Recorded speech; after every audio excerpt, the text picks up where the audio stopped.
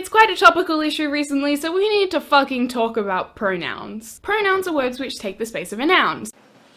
Yeah, pretty much, for the most part. So instead of saying the clunky sentence, Holly went to the shop and Holly bought a can of drink, you could say, Holly went to the shop and they bought a can of drink. You would say they because I use they them pronouns. Well, no, not really. The real reason why you would use they is because you don't know the correct gender of the individual you're talking about. That's the real reason why you would say they. It can be used in ignorance. It can be used to, and if you don't know if the person is male or female. However, if you do know the person is a female or is a male, you would use he or she in order to describe the individual, because that is what effectively communicates the information in what you are talking about. And you're probably wondering why that's important at all. Well, it's important, and I don't mean to say this to any viewer as if you're stupid or anything, but it's important because that's the entire purpose of language, to effectively communicate information.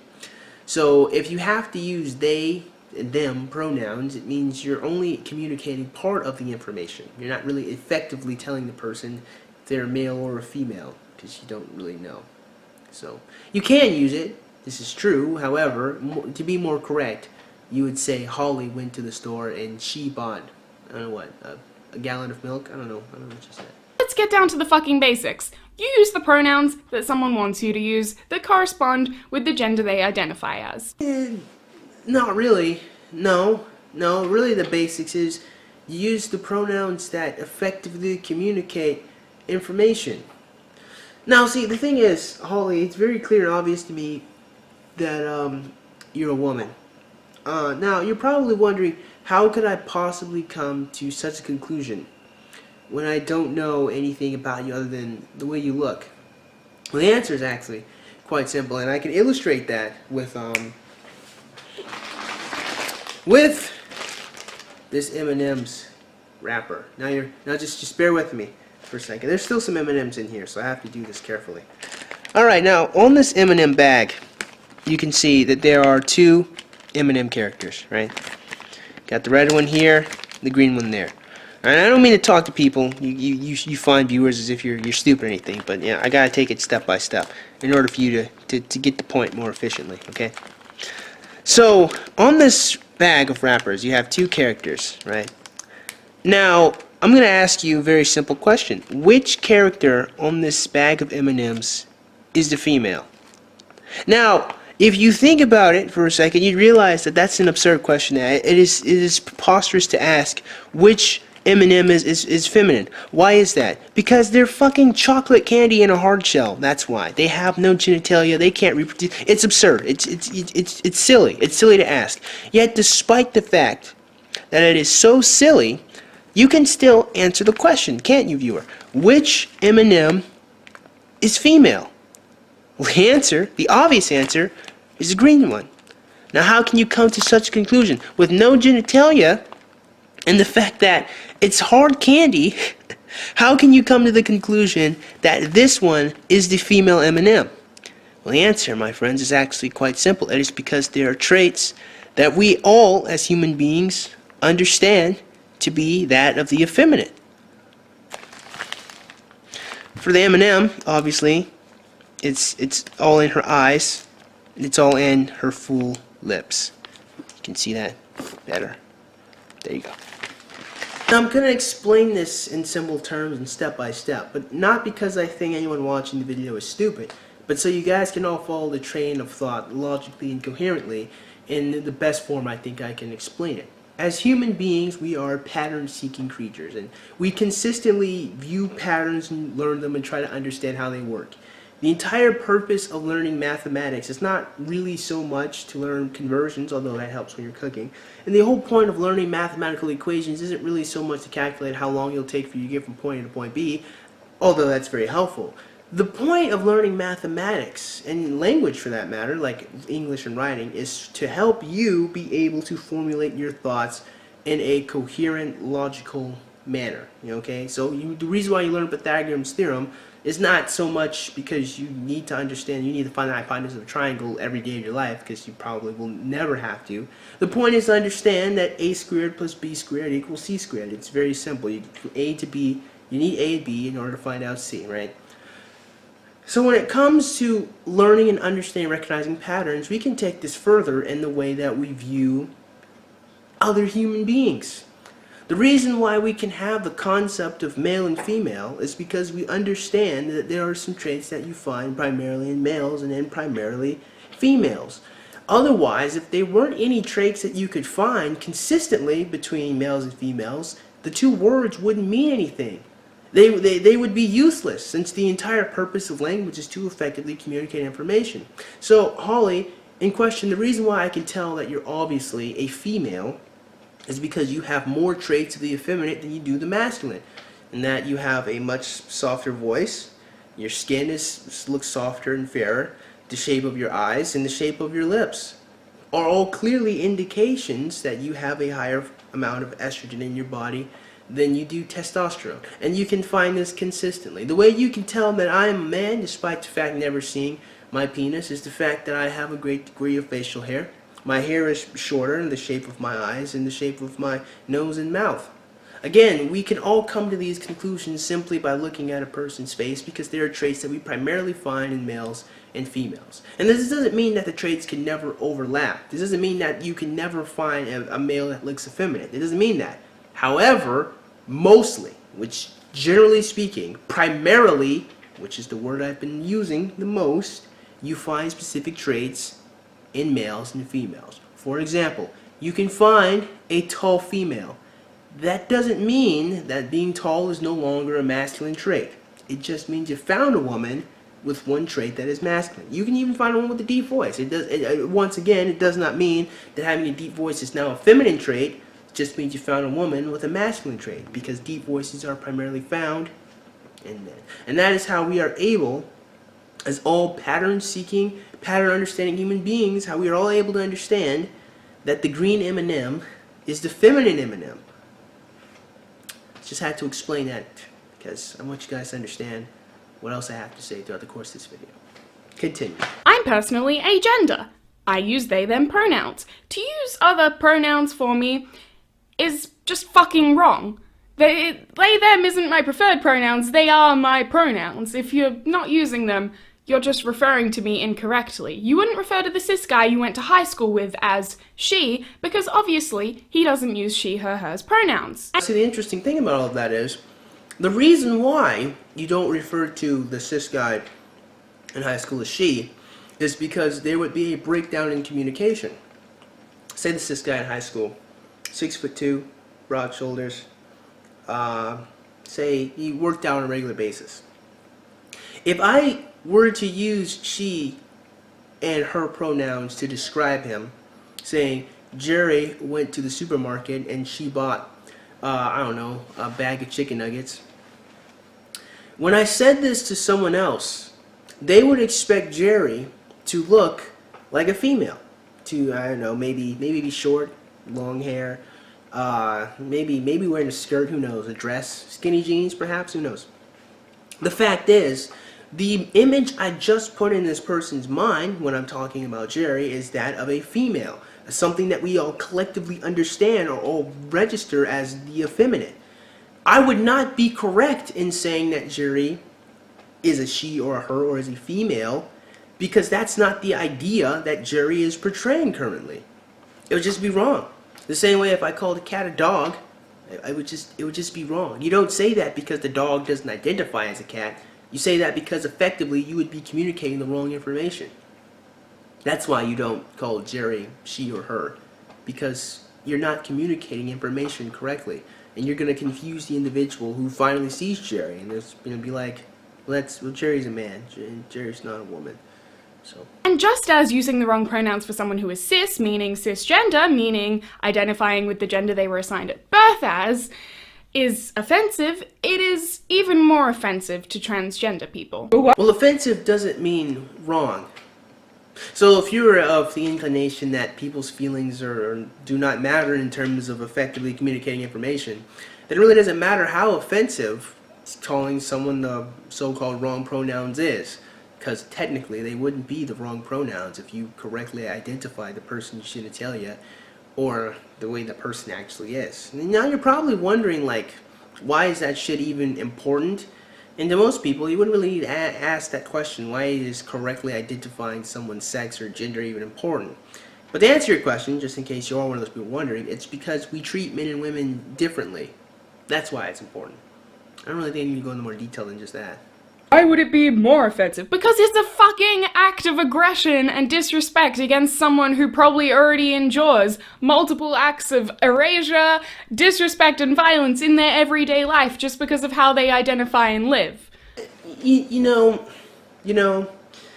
I'm not gonna counter that trans people deal with a lot of violence in their life. I don't know, and that's why I can't counter it. However, what I can counter is misgendering someone is not a form of violence. You're not attacking the person in any particular way. If your feelings get hurt, again, that's not a form of violence. Calling someone a poo-poo head isn't violence. I mean, you hurt their feelings, but you haven't attacked them in any physical way. Unless you want to start using the word emotional violence. Is that even a thing? Maybe emotional violence is a thing, and I've just never known about this whole entire time. But misgendering someone, honestly, misgendering someone can just be an accident.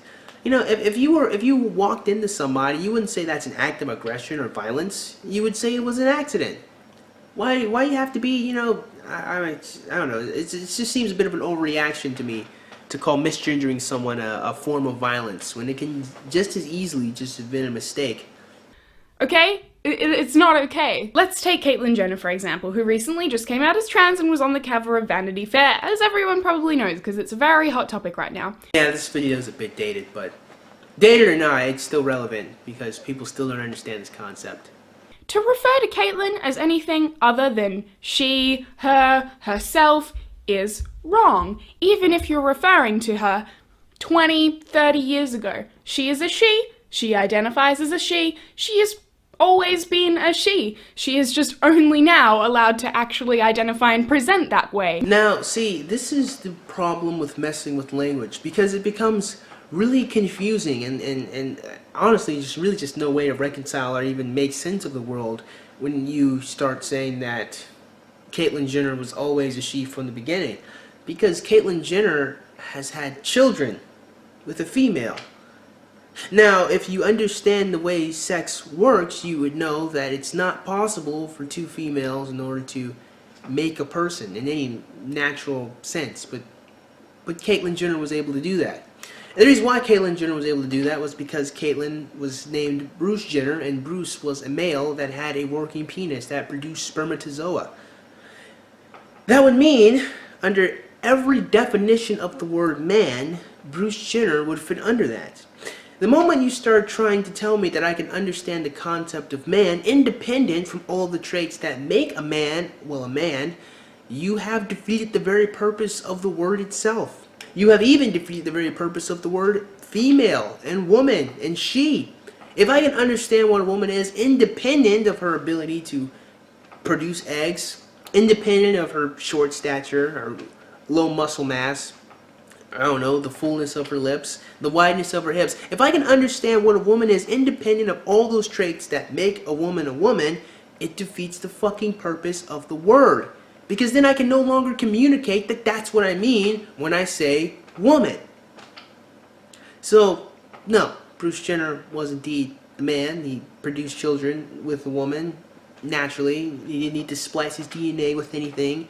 It was, he just used his sperm. And he created people. He's a man through and through, transgender or not. Sexual, that's his sex is showing us that is indeed what he was. So, and that's a fact, considering that. And what is the show's name again? Kylie and what's the other woman?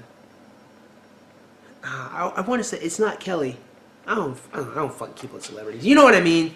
He has daughters. They exist. That's the proof that he is indeed a man. Misgendering people through the implied gender of pronouns can be extremely hurtful and cause extreme gender dysphoria in people.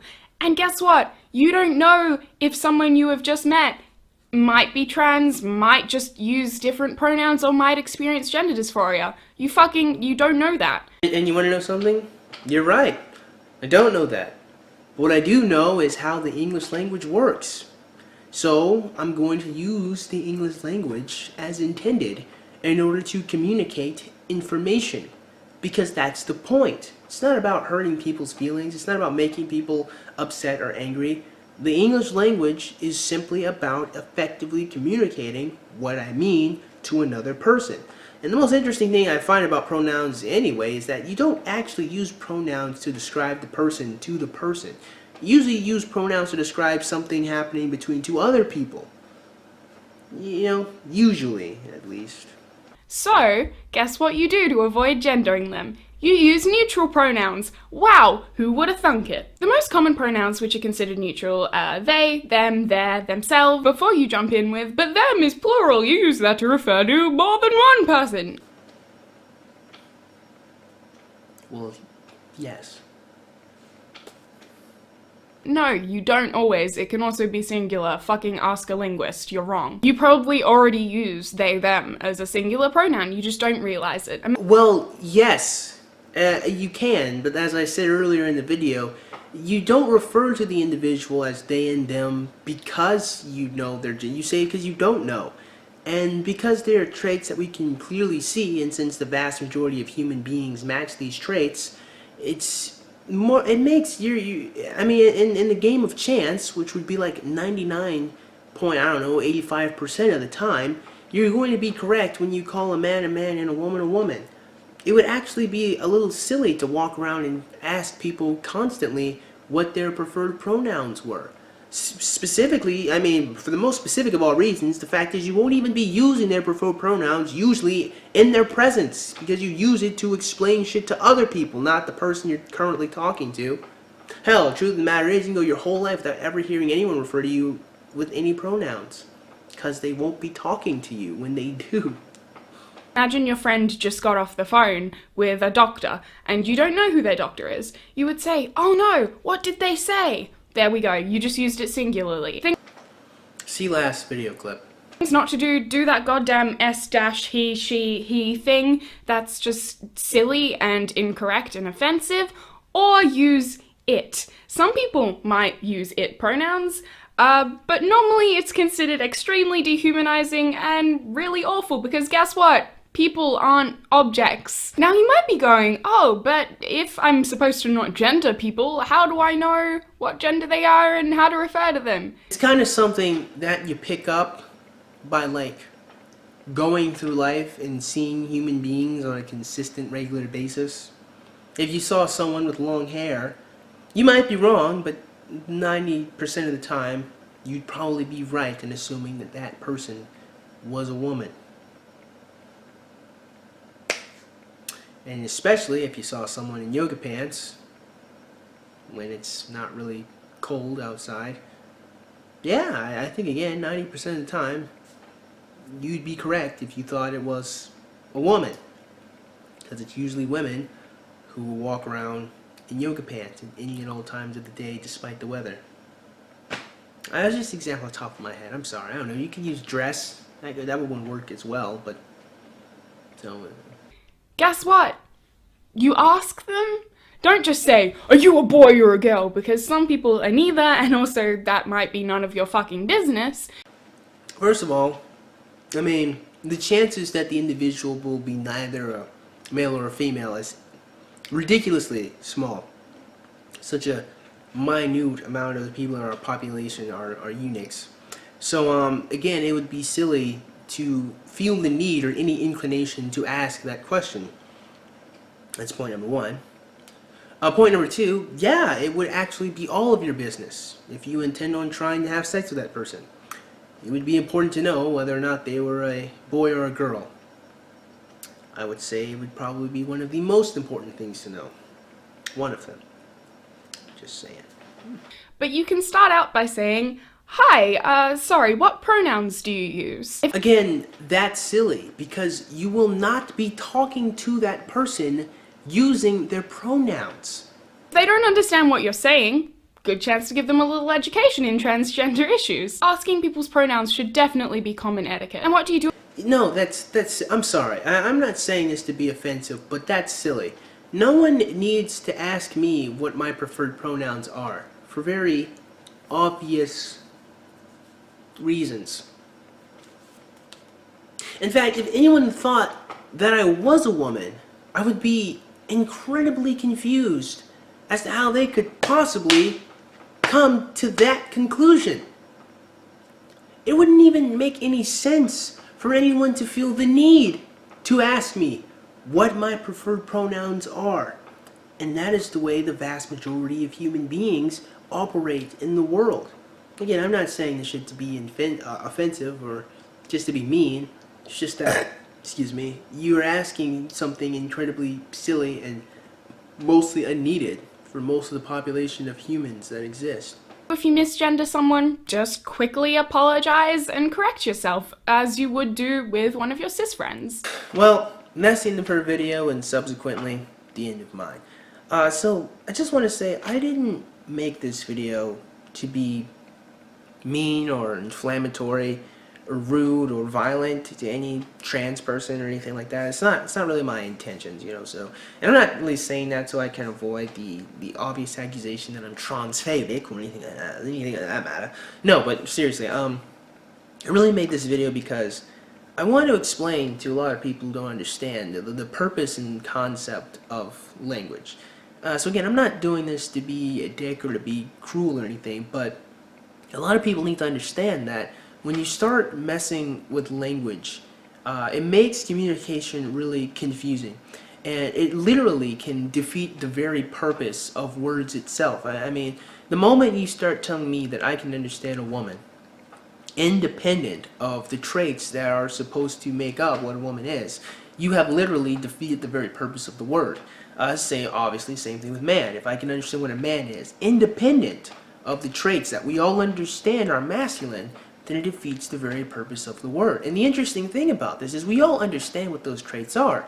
If we didn't, we wouldn't be able to have this so-called concept of presenting, of masculine, of femme presenting. We wouldn't be able to do that if we didn't understand it. So this is not above the understanding of any transgendered person. I know you understand it. So I'm not going to insult your intelligence any more than I have just explaining basic concepts, and I'm sorry for that. But still, seriously. Again, the moment you start telling me I can understand a concept independent of its definition, you have defeated the very purpose of the word. The same thing with the word literally. I think is the greatest example of this. The word literally means, or can mean, figuratively speaking, which is its literal opposite. Now, I just used the word literally 3 times. Which definition was I using? Well, I was using the literal definition. Well, does that mean I was using the figurative definition? See, it gets fucking confusing.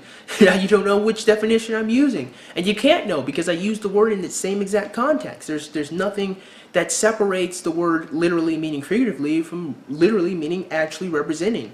Unless the context is something obviously over-exaggerated, which would then beg the question as to why you just don't say figuratively, but whatever. The point is, words can lose their definitions when you start to make them mean something they don't really mean. And this doesn't mean that language doesn't change. It doesn't mean that language evolves. It doesn't mean any of that. It means, however, the words have to have some kind of concrete definition at the time and some kind of function. Otherwise, they don't work as concepts. So this isn't to be mean or anything. It's just explaining this concept. So, with all that being said, man, I certainly hope you guys enjoyed today's video. And if you did, man, go ahead and click that like button. Yeah, shoot, go ahead and click that subscribe button. Comment in the comment box below, and as always, you guys have yourselves a great day. I'll see you cool cats soon. Adios.